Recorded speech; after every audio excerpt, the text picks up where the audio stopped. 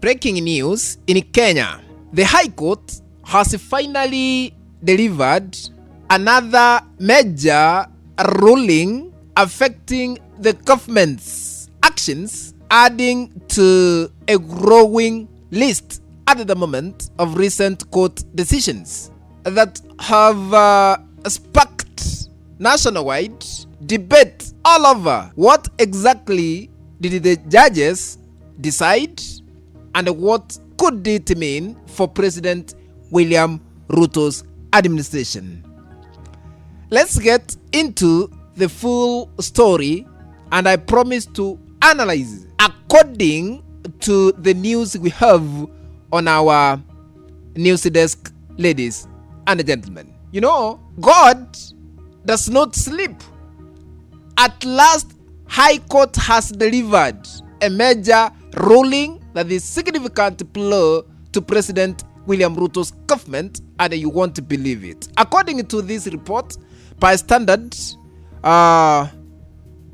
newspaper, they have published by saying, court frees Halima Ngache, arrested over ex-account tracking President Ruto's flights, rejects DCI's bid to extend investigations into her devices. You know, Halima Ngache, who had been arrested by the DCI over allegations of tracking the aircraft used by the current President William Ruto during his official trips, has been released finally after the High Court stopped immediately DCI from continuing with its investigations against her. This is a big blow. You know, the court ordered that the investigations be halted and directed that Halima Ngache be released immediately without delay in what is being viewed as a major setback for the current administration that is under the leadership of President William Ruto. Ladies and gentlemen, as you continue watching this clip, I have only one request. I beseech you, don't forget to hit the like button.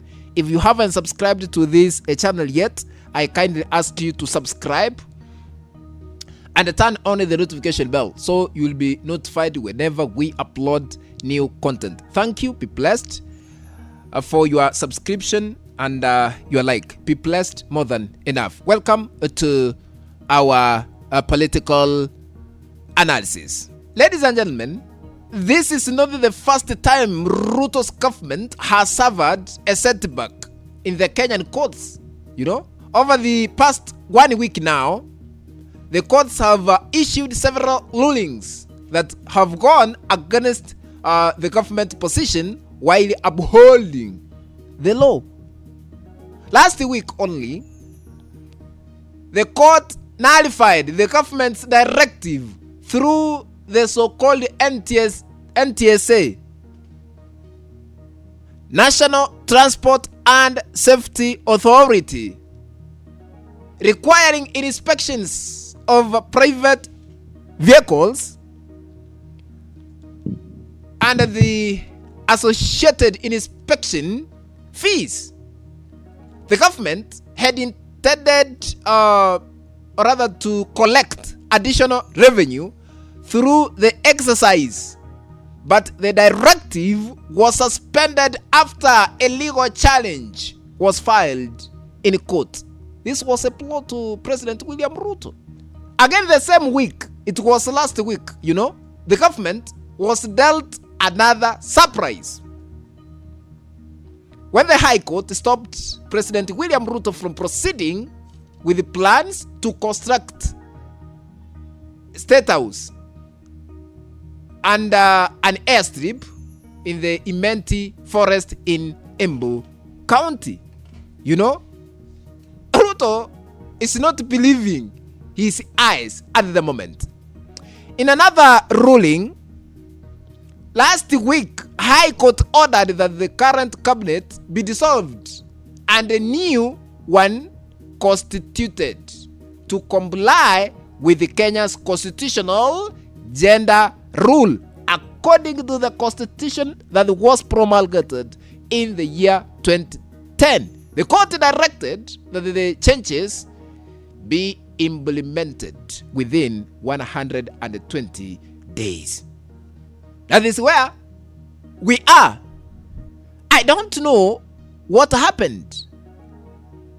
You know, judges decided to follow what is written in the Constitution of Kenya that was promulgated in the year 2010. That is why the current president, William Ruto, is still receiving setbacks. You know? So, taken together, these rulings have been seen as a series, you know, of setbacks for President William Ruto's administration. At the moment, some supporters of former Deputy President Rigathi Gachagua, they are celebrating. This is a victory for Rigathi Gachagua. Do you know why? Gachagua had already opposed the government's plan to inspect private vehicles. Actually, he announced from Wamunyoro village. Direct, he said no to the government, claiming it was a strategy to raise campaign funds for next year's political activities. Gachagua alleged that money collected from speeding fines, you know, was being deposited to, or rather into, an account linked to one of President William Ruto's relatives. Actually, I analyzed that video about 2 to 3 days ago. So Gachagua also opposed the proposed construction of State House facility in Meru County. He said people of Meru do not need a State House. Instead, he said they want clean water, electricity, paved roads. Actually, this is a lami, you know, better prices for miraa and coffee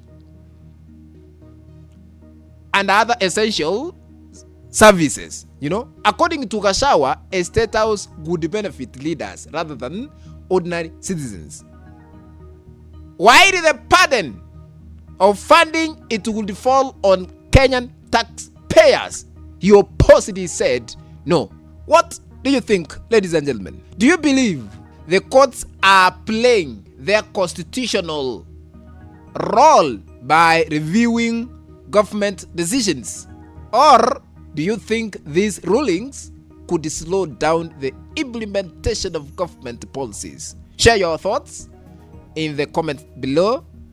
If you enjoyed this update, don't forget to like, subscribe, and turn on the notification bell so you never miss our latest political news and analysis. Thank you for